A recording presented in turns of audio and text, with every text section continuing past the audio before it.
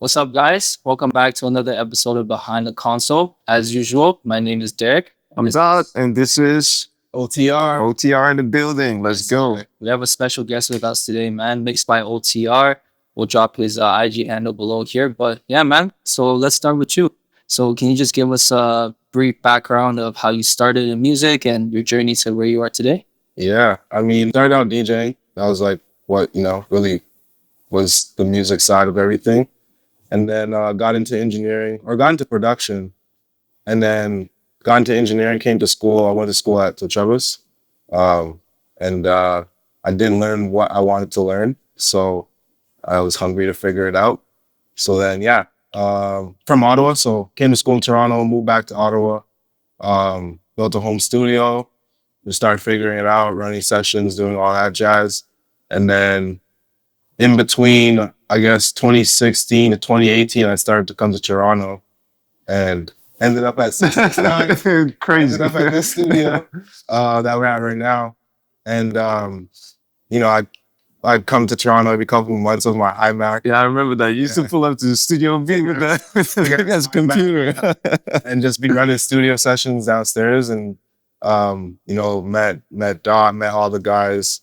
And then moved here in 2018. And then, we just been working since. Worked at a bunch of different studios. I had my own studio. Was a part of Remix. Now I'm helping out teaching at Remix and, mix from home pretty much and have a couple places that I do sessions out of. But yeah, man, it's been a journey for sure. The real grind. You went through the whole entire system. From the trenches, That's fire, man. So how did you eventually transition from DJing into engineering? Like, how did that happen? So DJing has always been, I still DJ to this day. But getting to like even engineering, OTR was originally a collective. So it was me and a couple of my homies.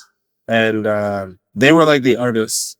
And I was the producer at that time. I was getting into production at least. One of the homies, he would produce, write his own stuff, record his own stuff. And then two of the other homies, their brothers made music. So we were kind of like always around that growing up.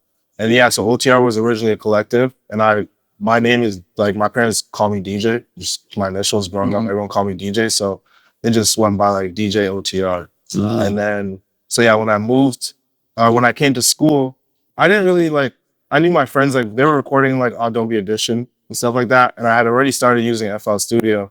But actually going to school, that was when I really got introduced to what engineering is and what they actually really do.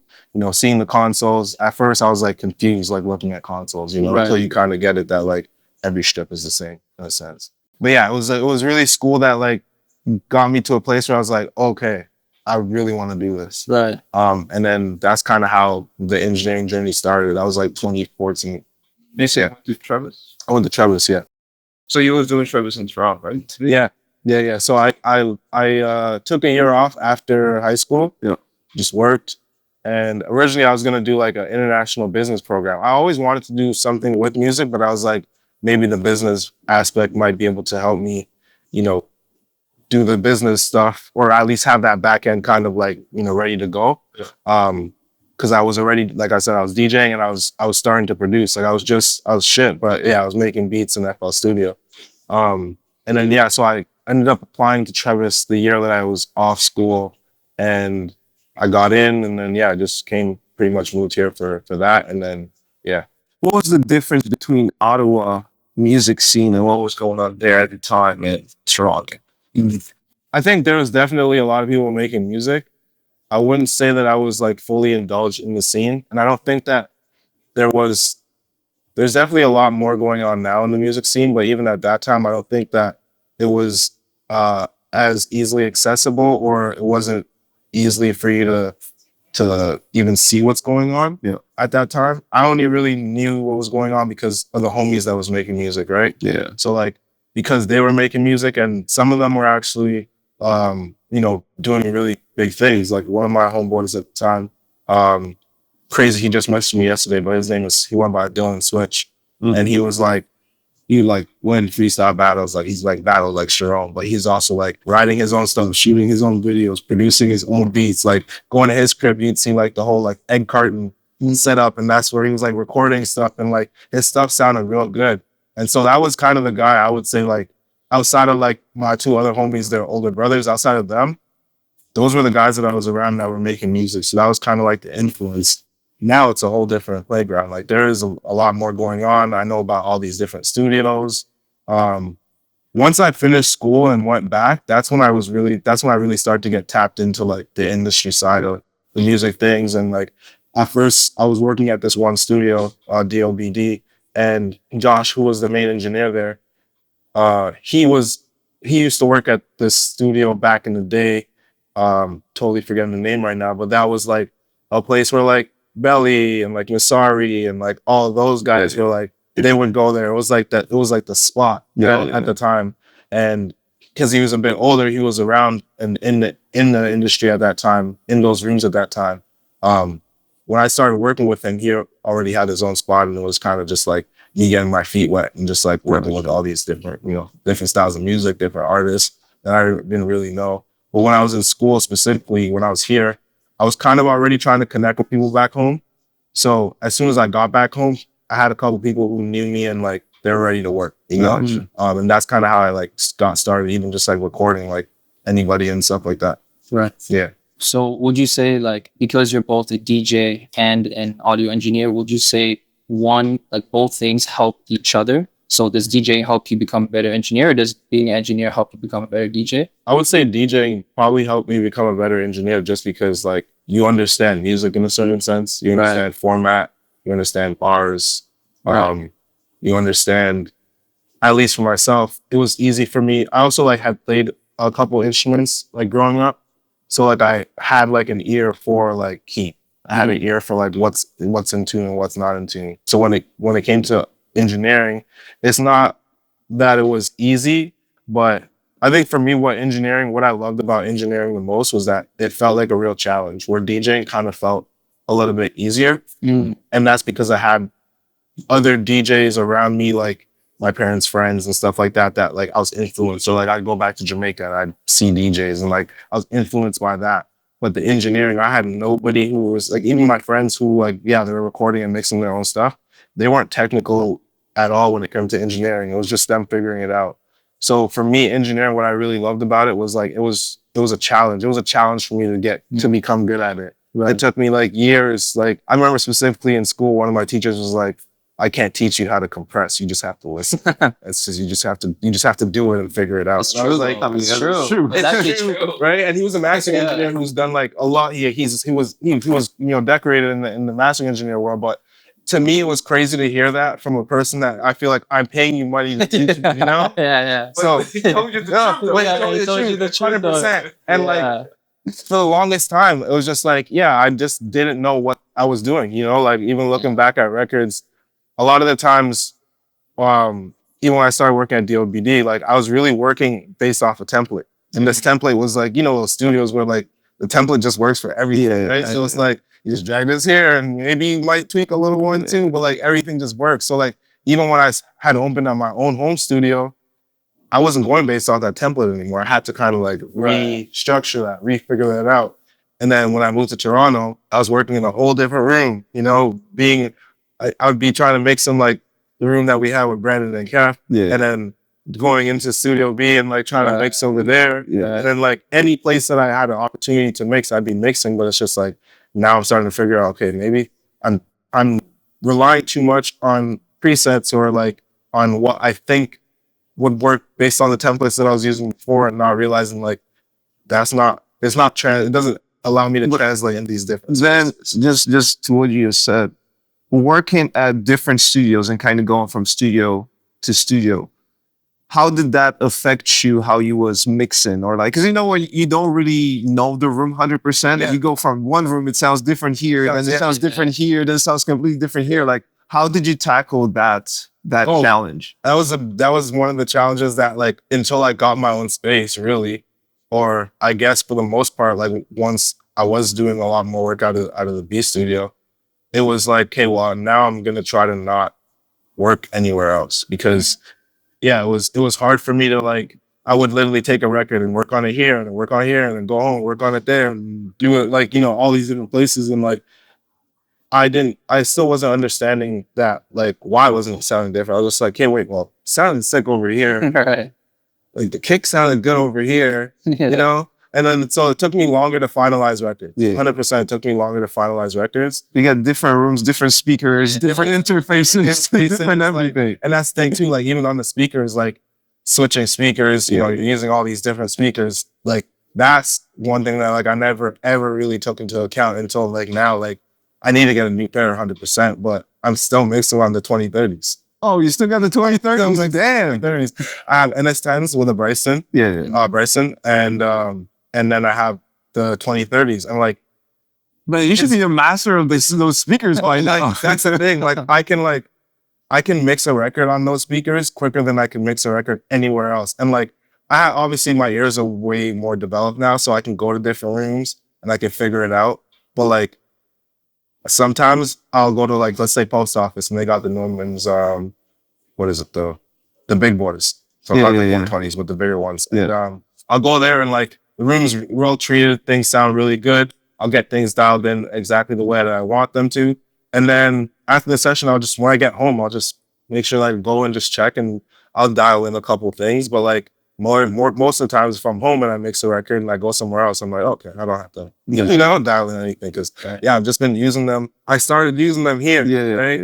I mean, those speakers are still really good speakers regardless. They are. That's why I have them. That's Yeah, why I use them. I've had how many different speakers and like the only speaker that I ever bought again was the NS10s. You know, outside of that, like I'm just stuck with these 2030s. And I now have this like room correction thing from IK Multimedia. They have the MK2, the ARC2. Is it ARC2? Yeah. How do you find that? And honestly, I love it. I think it's amazing. Luckily that they sent it to me.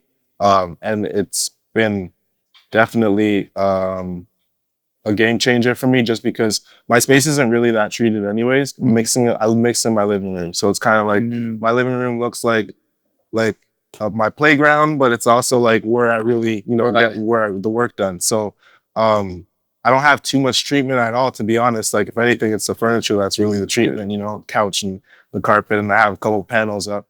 But having that honestly has made a big difference. Even with that, I think it like shaved off some times on my mixing. Like I'm getting things done a bit quicker. Right. Yeah. Do you mix with because you've been switching? You were switching so much between studios to studios. Did you try using like more headphones so that at least something would be consistent in every studio for you to like reference? You know what? I've tried. The only headphones that I really like are the Sony, the MD5706. Those ones are probably the only headphones that I found that like, if I do want to do something on headphones, I can use those. I've like, buying expensive headphones and like sitting down with them. I haven't done that yet. I have tested out like the Manny Moroccan joints. The Manny's 100s, right? And then 100. Yeah. I'll do this, yeah. And I've tested out, obviously we've all ran through like the Audio Technicas, like the Sures and stuff like that. But yeah, I've never really been a headphone guy. So for me, if anything, headphone, maybe like I'm on a plane and I'll just mix, Right. like, yeah, but like actually mixing, I don't want to even do that. Yeah. I don't think me or Dot are big headphone guys either. I only really use my AirPods to just reference. That's pretty much it. Yeah. For me, it's like I would reference on headphones. If I'm doing like Atmos, then I don't have a full Atmos setup. I'll use the headphones for that. But when I do Atmos, I usually already have everything mixed on the stereo side and like bring it into Atmos session and kind of like rebalance it, spread it out, do all the Atmos stuff. So it's like I already have an idea of the record. Right. But yeah, headphones are like, I mean, man, I don't know, man. Brandon he's mixing on the AirPods. Nah. AirPods? Yeah, he's mixing on there. He said that 80% of the mixes he does right now is on AirPods because he knows them so well. And he has Manny's Yeah, too. he has the Manny's. Yeah. So he references on Manny's, but he mixes on AirPods. That's crazy. That's why I wanted him here, but he was scared of the I camera. mean, I can rock with that though, right? Because like everybody uses AirPods. Yeah. So if you get them sounding good on that, then it's kind of like an automatic, like it's kind of like it's referencing, but he's mixing through the reference. Yes. I agree, but at the same time, it's almost like let's say, and no disrespect, having a Honda Civic, but you also have an ability to have a Ferrari, but you choose Honda because everybody uses Honda. If you know what I'm trying to Yeah, say. yeah. Yeah. You know what I mean? It's like, yeah, you're going with the most common thing, but then it's like you're missing on the bigger picture because you're going with what's common, not what it can be. Yeah. You know? 100%. Yeah. I agree. So you said you went to Travis, and I went to Metalworks. So I just want your opinion on this. But do you think today, so maybe not back then, but today in 2026, do you think going to school for engineering, getting an education, and just like a formal education, do you think that's worth it, or do you think it's necessary in 2026? Would you recommend it to someone if they asked you? So I'm gonna tell a story. I don't know if I should tell. I feel like I could tell. It's been how many? Tell the story. Right? Tell the story, man. So, my second semester in school. Well, I'll start fourth semester in school. We have like a Pro Tools class, Okay. and all the teacher really did was give us a form, a sheet, says color code, name, EQ, volume, like balance. But like the EQ points is like EQ here. He like he's telling you what to do. He came around, looked, cool. It's pasta. Like I was just like, really? Like, and I know not every school is like that. Yeah. You know, some even for us, like I don't know, maybe I just chose not the best school, but like I remember like for our exam in third semester, the board, we just had like random days. You get random feedback loops on random channels. Also, like the board would just like there'd be issues with the board. Random days, random feedback loops, random channels. Like, and like you just have to work through that. And it's like, okay, I get that. Maybe it can prepare you for the real world, but it's also like when you don't even know what you're really doing, this is the worst way to be learning, you know? Yeah. But the story is, so second semester, we're at Studio 306. At this time, this is where Gadget was working. If anybody's familiar with Gadget, he's, you know, a guru in the city of Toronto when it comes to like hip hop from the 90s up until all the way up until Drake, a lot of the OVO stuff. 40 learned a lot from him. He mixed pretty much all of Drake's albums up until I think it was like maybe after Views or so. If you ever see Noel Gadget, that's who I'm talking about. So he was mixing at that studio. That was his place of work. Yeah. And remember the first day we're there, I walk in, see the take care plaque. I see the Grammy, see a Raven. It was like when Ravens just came out. So like the Slate Raven? Slate Ravens when they just came out. And we're in Studio B, he's in his studio, and the walls are shaking. Like we're hearing party next door, we're hearing Majin. He just mixing. He mixes loud. That's why his ears is like shot. So he doesn't mix anymore. But he mixed loud. And this studio was in Regent Park or Sherbourne, sorry. So obviously, you know, it's not at nighttime, you know how it gets over there. Yeah. So a lot of us, and it was a late class, we finished class at 11. So a lot of us, just as soon as we were done class, we left out. It was the first day. We were just kind of like, all right, cool, boom, head out. A homie of mine who ended up sticking around and talking with Gadget literally told him, like, drop out of this school. What? He's like, take the money that you paid for the school. If you can get your money back, take the money and go invest in some good speakers, some outboard gear, some stuff that you can track with, potentially, you know, maybe some stuff, outboard gear that you can mix with, if that's what you want, a good microphone, good computer, all the plugins, and just lock in on learning that and come learn with me. And you can come learn with me, but make sure you take that money and do that. And my friend didn't do that. He didn't take the opportunity. That's crazy, and man. I remember the paper. Yeah, I mean, I remember so like at that point too, I remember him saying like Travis had already they already processed money too, right? But I remember him also saying like another teacher of ours actually was there at that time, and he got upset that Gadget told him that, you know? But all I had to say, when someone of that caliber is telling you like learn the gear, you know, buy it and learn the gear and like, you know, figure it out that way. I think the best way when it comes to engineering is just doing, you know. 100%. I don't feel like school is always going to be the best, especially when, you know, it's one teacher teaching 30 kids. There is really no one-on-one.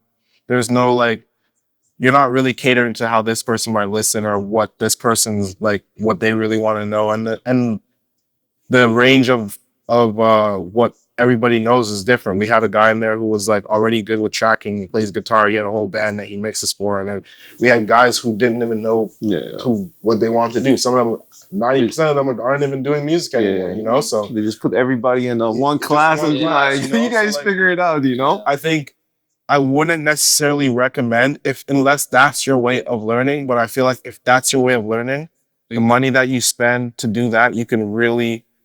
There's so much information online right now. There's so much courses online. Yeah. There's like, so many things that you can. There's so many other ways to learn right now versus going and spending like 20, 40, 50, $60,000 on engineering school. I agree. And I've never once used my diploma. I've never had to show my certificate. Yeah, no one cares. Nobody cares. No one cares. I remember I went to, there was like a seminar with one of the engineers. I forgot what his name was, but I remember a kid comes with a diploma and his resume, and he's like, "I'm looking for an internship," and he's like, "Give it to the guy," and the guy's looking at him confused. He's like, "I don't know what you want me to do with this." This is literally his answer. I don't know what you want me to do with this. That's great. Yeah, so I will say though, I think the only time that a diploma matters is if you try to get an internship at like a bigger commercial studio. So I know even at like Noble Street, they only hire they were only hiring people from like fan shower metalworks. Like if you didn't have a diploma, they would not hire you as an intern. Really? So I think some commercial studios they don't hire just anyone. That's the only thing I would say. I think yes, but I also find I think in this engineering world, there's different types of engineers. There's guys that are designed to be in a commercial studio and be like The assistant engineers. the assistant engineers, the engineers, and all that stuff. And there's guys that just like float around and they just like have a little bit different idea of engineering and all that stuff. You I know, will say, like, because I've been able to, work in like the smaller studios, own my own studio, work at some big boutique studios, work for a label. Like, as much as I loved being at a label, what I didn't like the most was just like, you kind of there's so many channels that you have to kind of go through. Mhm. You're not really given the same shots that you would be given, even like at a big like boutique studio, like an Orange Lounge, there's just so many channels you have to go through. And then also there can be limits to who you can work with and, all that stuff. But like the stability is great. If there's something that we need in this music industry, it's stability. So the stability is great. But outside of that, I like being malleable. I like to be able to, if I want to work with you, I can work with you. I want to work with you. Yeah. If we got something going on, we could, if I want to go to LA tomorrow and figure that out, we could do that. You know what I mean? I like the idea of that because it allows me to really grow when it comes to like my career path. Yeah. And also it's like, I'm not as disposable because I get to make the choices. Yeah, for sure. Yeah. Yeah, I think usually when you're working at like as an assistant at a commercial studio, you don't really have much time to like, do your own stuff because you're there on the clock, right? Mhm. And you're on a salary. Yeah. A lot of the guys like, going to LA and working out of places like Westlake and stuff, like even like the assistants, they're like on a strict time. Yeah, They can't they gotta like be an assistant for like a year or 2 years before they even get an opportunity to like run sessions, and things like that. And some guys, it's worth it for them because they go through that process and it's like, the whole like sweeping the floors, getting the coffee, doing the runs. Yeah, they go through that process and then they end up being the big next, David Kim or like, whoever that next big engineer is that went through that realm. But sometimes it's like, man, it's tough to have to do that. I would say like this again. I might be wrong. I might be right. I don't know. It's just my prediction, but I feel like what you're saying is true. Maybe like 10 years ago. Because I feel like right now the music business shifted so much from the commercial studios that I don't know if that path is gonna have like, think about how many commercial studios shut down in the past like decades. Yeah. I mean, I was watching there's like a documentary about music business in LA, and they were basically saying like all the biggest studios that were doing this and that, like a lot of major studios shut down. Yeah. There's still a couple of them. I'm not saying every single one shut down, but it's just like everything is shifting so fast. And again, look, 20 years ago, 10, yeah, but 20 years ago and stuff when like the major big studios were actually like where you can get the records done, it was a very different world where nowadays it's like even the guys that have like millions of streams, a lot of those mixes are just done in their house. Yeah. You know what I mean? Even like Leslie Brathwaite, like he mixes in his car. Yeah. It was just an Apollo. On the beach. Yeah, Yeah, on I the mean, beach. so- Yeah, it's crazy. So I feel like, and again, even like running the studio, I feel like the overhead is always so high. Yeah. Oh, and like I have like I don't want to say small studio, like a medium sized studio, one room, but it's decent enough. The overhead is pretty high, but then like if I'm thinking about the guys that have like Orange Lounge, for example, or anybody that has like a big commercial studio, I don't even want to think what their overhead might be. Yeah. All You know the what I mean? repairs and maintenance. Yeah, it's like And even just the expectations that come with it, like, clients go to those studios, they expect that you're gonna have snacks. Yes. So you're gonna have you're gonna have all these things. Yeah. Like it becomes a lot, 100%. Yeah. So I love big studios though. Like I mean, the vibe is, I think it's just like, there's a magic about the studios. Yeah. You know what I mean? And like, I remember when I was younger, when I was a kid, just looking just at the pictures of the big studios and like being in those rooms, it's like, it got me feel a certain way. Right now, I'm like, I feel like for me right now, it's like when I go to even like big commercial studios, maybe when there's like an SSL or something, I'm like, oh, but everything else when it comes to the gear, I have a lot of gear. Yeah. So it's almost like the gear doesn't like, I'm like, I already have this, I got this, I got that, I got this. You know what I mean? So it's like, it doesn't like hit me as much as back in the day it was, Yeah. sure, yeah. For sure. So what are your thoughts on analog gear? Do you like using analog gear or you just So I'm fully in the box. I'm fully in the box. Got it. And what made me not rush to analog was the fact of like I was saying before, I was moving around Right. room to room to room to room. And I felt like I wasn't getting good. So I was like, what's the point of me rushing to use hardware if I'm still not, if I still don't have it dialed in? Now in 2026, like, yeah, I'm about to start building my little chain. The idea really is just, I just want to obviously up the conversion and maybe have a couple pieces that I'll run through at the end of a mix. Yeah. Maybe not so much depending on it to get like through a mix, but it'll be more so like these that I can like have on like my master plus or my mix plus, and then even just like the idea of like some summing stuff. Okay. But at the moment I'm fully in the box, but I'm for both. Like there's been projects that like if I had the time to do it or if I had the budget, I'll run it through like I'll run the vocals and run some stuff, do some outboard gear, or run it through like the console over at Orange, and then mix it down in the box, and then maybe even bring it back to the console and run it back because they have the SSL over there is going through a lavery.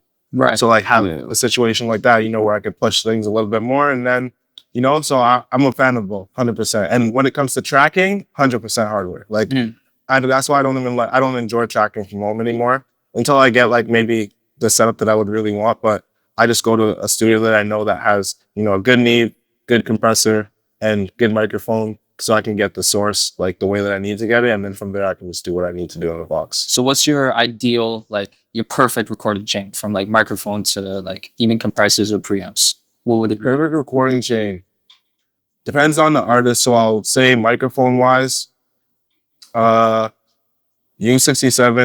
U47, Telefunken. So I'd say those three microphones, and then just give me a 1081, 1073, and give me a CL1B, and that's Solid. I'm pretty happy with just that. Yeah. Solid. I feel like that's like the most popular recording chain that we see people using these days. Yeah. I'm not a fan of the Sony. Like I know it's great. I know it's great, but I'm just sometimes, I just find it doesn't work for everybody. Yeah. I mean, no mic works for everybody, but like for me, it's not a mic that I'll run to. Yeah. But yeah. Yeah, I feel like C800 will have his own episode just talking about it. You know what I mean? Yeah. I think it's a phenomenal mic. It is. It gets stuff like right where you need it in a sense, but I just find like there's times where it's like really, it's just too bright. And like, I don't want to have to fight with the top end. It's like me trying to, someone sent me a vocals the other day and I was like, yo, what microphone do you have? They're like, Audio Technica 2020. Good luck. I said, yo, get rid of this right now. Massive. Right now. 4040 2020, get rid of it. I don't know. Audio Technica had us in the chokehold back like 10 years ago, I mean, it's affordable, right? It's affordable, yeah. I feel like 4040 is not that bad. It's a little bit boring, but it's definitely much better than 2020. Oh, well, yeah, I think like from 40, 50 and up, 40, 50 is Yeah. a decent mic. Yeah. You can get the good thing. Yeah, but 2020, the worst thing about 2020 is that when you hear it a cappella, you're like, yeah, it's fine. As soon as you start mixing with everything else, it's like you can't get this shit to cut. Yeah. You gotta use all the saturators and this It's and so that. brittle. It's so, Yeah. oh man. Yeah. It's crazy, man. So because you are a DJ and you know you're in a club a lot, you hear how the speakers sound and the sound systems. Like when you're mixing music, if you know something's tailored towards the club or if it's tailored towards streaming, do you change your approach because you know how it's supposed to sound in the club? I might change my approach on the mix bus, Yeah.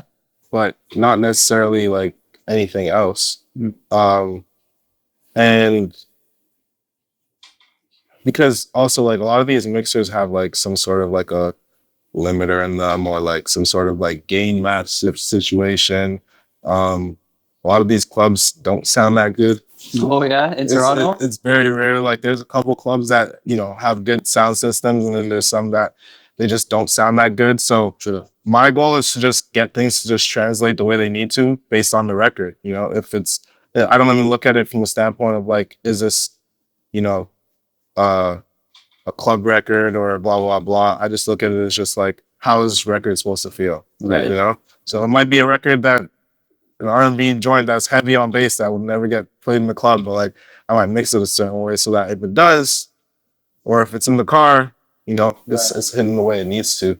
And I will say like, because I'm in the club and I'm hearing things, I find that like my mixes translate really well in the club. That's good. That's good.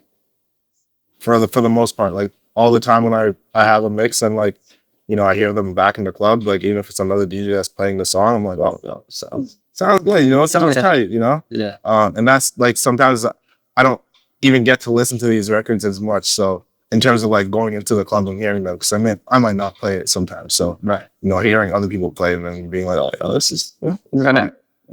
What club would you say in Toronto has the best sound system? Actually, I'm curious. I think hands down, AMPM. AMPM? Yeah. I think AMPM has one of the best sound systems in the city for sure when it comes to nightlife. A lot of these other clubs, man, it's just not it. And it's funny, I thought about like, no, maybe I should start a business and just go around and like offer a service to like make these places sound right. Right. A lot of them still thinking about it, but I feel like a lot of places might not be cool with, you know, spending the money. Yeah. AMPM understands value when it comes to just nightlife, hospitality service, hospitality industry. They just understand it from, you know, the bar to the music to the way they treat the DJs, the staff, to the lighting, to everything. So they get it. A lot of these clubs don't get it. You know, also the AMPM, the owners are the bartenders. Right. So they're in the club. They're seeing who's coming in. Right. They're interacting with everybody. A lot of these clubs in Toronto, you know, the owner is just some rich guy who just owns a bunch of spots and like he just brings his homies whenever they fly in or, you know, has whatever celebrity go there and that's kind of it. He's not really like involved in it. So they might not care as much to, you know, put that money in to make sure that the sound is sounding the way that it should be, you know? Right. I think I work with a couple of venues. Kind of do what you were saying. Not fully with the sound system and all that stuff, but so one of the venues that I work with, they have an amazing sound system. The other one has the shittiest fucking sound system. But I always find with the owners, it's kind of like what you said. They care about certain things, but I feel like ultimately they also kind of cheap with getting things done because they like, you know, they look at it from the, you know, profits. And again, look, I get it, the rent, this and that, like everything costs money, you know. But I feel like any venue owners that are watching it, having a good sound in the venue is gonna make the experience 100 times better for the people that are in the venue. 100%. You know what I mean? Because like I hate going to I always have my earplugs. Yeah, just in case. Because some places you go to, you just hear this scratch just hitting your ears right away. I'm like, I'm not listening to this. I'm not doing this. Like, especially for you as a DJ, when you got to be behind the thing. Horrible. Yeah. Forget about that. Horrible. Sometimes playing at, some of these clubs you're playing at them, it's like, it's horrible. Yeah. And I think there was for the longest time where like, yeah, you leave and your ears are ringing, you know, and that's why I started even DJing with in-ears a couple of years ago. Because it's just like now I leave the club and my ears aren't ringing. Like, Yeah, you know, you have to protect I yourself. have good protection when I'm DJing, and then when I'm not, if I just pop out, always have earplugs with me, you know. Yeah, For sure. yeah. I mean, I think it's essential, especially if you know, how many times a week do you DJ? Depends, but for the most part, at least twice. But then there are weeks when it's like 3-4 times. Yeah. So yeah, it's like you definitely need earplugs Yeah. or some type of ear protection. And like I know, like I wake up the next morning knowing that I have mixes to do. Yeah. You know? So it's like Yeah. I make sure that I'm on top of that 100%. I think for us is really important just to like protect our ears by any means, by any cost, you know? Yeah, 'Cause, 100%. once the ears go bust, I mean, that's basically over. Money makers are gone. It's done. 100%, man. It's done, you know. Can we get insurance for our ears? You know, athletes get insurance for like. We could. Is that a thing? But there is, but you just got to find the right insurance company that's going to do it. But I know there's like hearing insurance, like a whole bunch of other things. You can insure anything. That's true. So, That's true. you know, Yeah.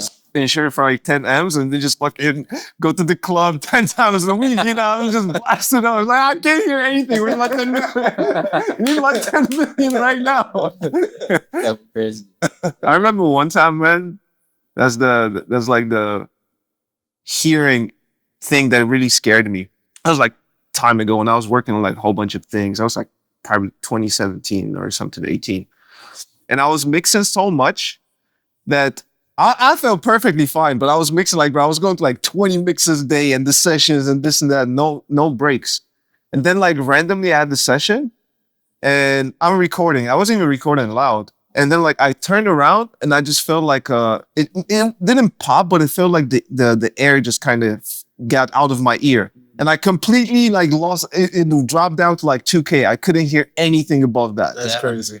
I was so scared. I'm not gonna lie. That was the first time I took 3 days off Yeah. of like I wasn't at the studio. I had like earplugs for 3 days. I wasn't listening anything. Yeah. You know what I mean? It's crazy. But it's like just having those experiences makes me realize like, man, once you go to that point where your ears just cannot hear the frequencies the way how you hear, there's nothing you can do. Yeah. Truly. Like there's nothing you can compensate. It's over. Yeah. Yeah. You guys ever get your ears cleaned? Yeah. I do it usually twice a year. Twice a year? Yeah. I've actually never gotten my ears professionally cleaned. Oh, really? Yeah. Never gotten my ears professionally cleaned. I don't do like, just growing up for the longest time, I've never been like put like Q-tips and stuff. So my mom always told me it's not good. But like I was telling you guys earlier, like I did get my ears checked. Mhm. And hearing is good. The only thing I would say with my hearing is like once I started to really like take music serious and started to really train my ears, when it comes to like the cold, my ears are so sensitive now. So it's like I've got to make sure like they're blocked. You know, like I got to make sure that like if I'm walking around or doing anything outside in the cold weather, that like my ears are actually like covered, or else like I really feel it like the next day or like even just a couple minutes after. Wow, that makes sense. Makes sense. Yeah, got some fun questions for you actually, just like wrap up the episode. Yeah, let's do it. So, have you ever had a DJ set that just went completely wrong? No. I don't think I've ever had a set that went completely wrong. I might have had sets where I wasn't feeling it, you know. Where I wasn't feeling it, or maybe I feel like sometimes you're harder on yourself than the crowd is. So like there's nights where I play and I'm just like, oh fuck, I shouldn't have done that, or maybe I should have played this record instead. And then people will be like, yo, you killed it tonight. And I'm just like, all right, you guys are not kidding. So like, but over the time, you only get better. So Yeah. I definitely don't feel like I've had like any gigs that I've completely like rocked it. There has been times where like, let's say like I'm playing a song and like, obviously I'm drinking in these moments. Like, I'm playing a certain record and like I'm loading up the next record and I drop it on the side that's playing. And until the song switches.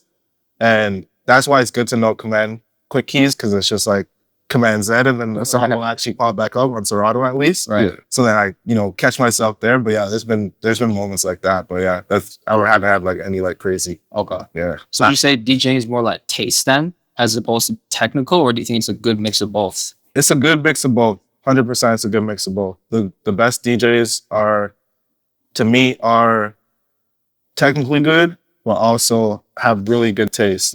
I think taste comes first, 100%.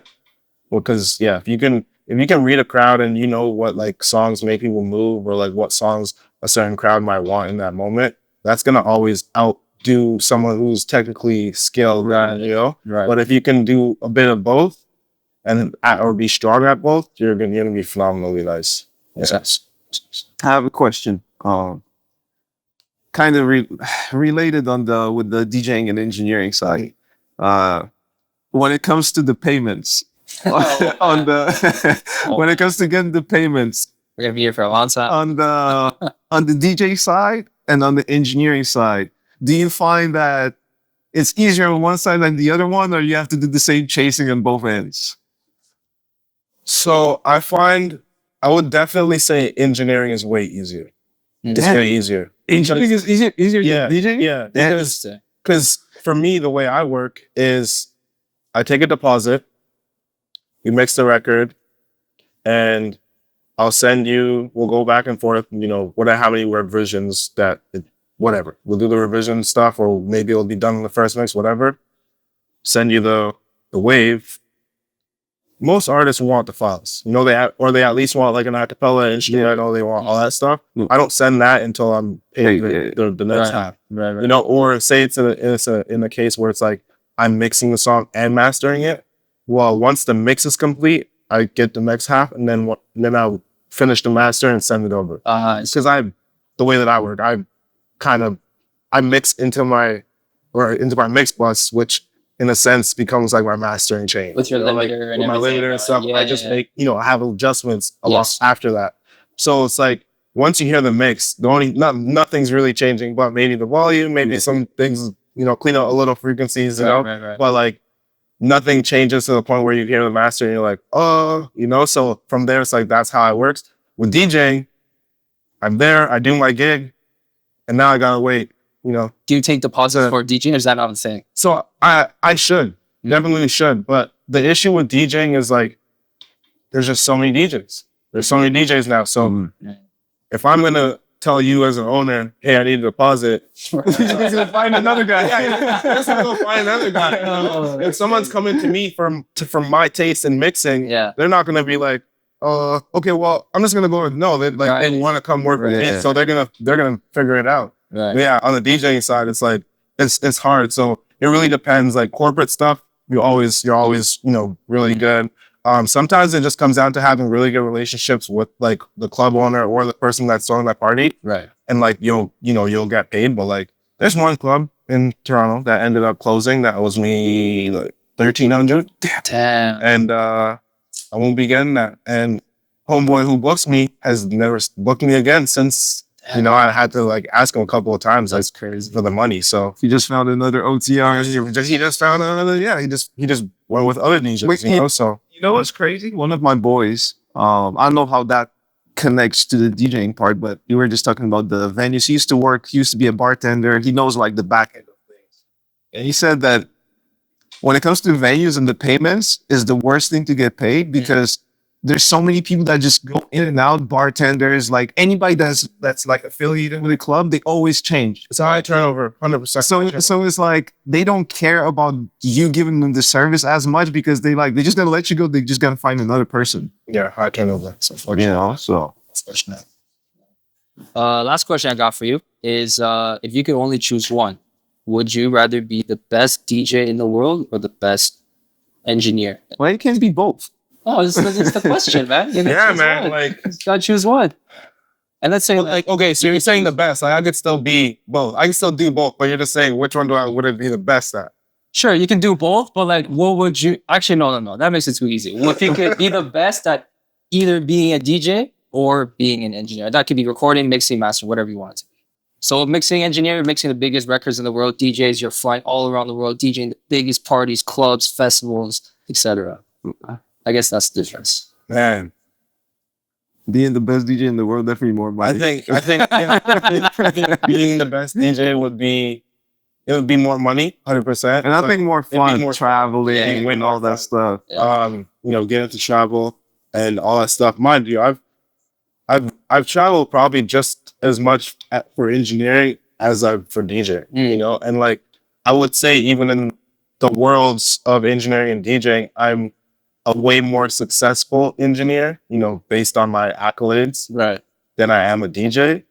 But I just love DJing so much, you know, like it's literally my first love. Right. And then, yeah, engineering is just something that I just want to be really good at. You know, like, and like with the engineering, it's like nobody cares. Like, Yeah, like you guys might care. You know, OTR is sick at engineering, you know, but like person walking on the street, like nobody they don't care. If they see Servant right now, they're gonna be like, they not even gonna know who that is. They don't even know who that guy is. Yeah. A lot of engineers don't even know who Servant is, bro. Like, and he's like the top guy. So it's like, That's true. That's true. I would love to, you know, I would love to excel and do them at the highest, both, you know? Yeah. And but I do feel like, yeah, I feel like DJing would like it'd just be more fun, more money. DJ, like, you got more of a face. You know, Diplo or everybody knows how Diplo looks like. You know what I mean? You're a whole brand. Exactly. You know what I mean? Like, there's so much more that comes with that. So I would definitely say DJ. But, Okay. yeah. Makes sense. Yeah, that's all the questions I had. You got anything else? I think we're good. It's pretty long already. Yeah. But I think we got to get OTR back again. We got to get it at least for the next two. Because I think we didn't even scratch the surface with like a whole bunch of other things. I wanted to ask you about like the traveling, working on other projects and all that stuff. But we can keep it for the next time. Yeah. We'll do a part 2. Wrap it up. For sure. All right. Thanks, guys, for watching. OTR, check him out. Mixed by OTR, right? Mixed by OTR. Yeah, so put it right there. Mixed by OTR. Right. And we're going to see you guys soon time again. Yes, sir. Thank you. Appreciate it. Thanks for watching.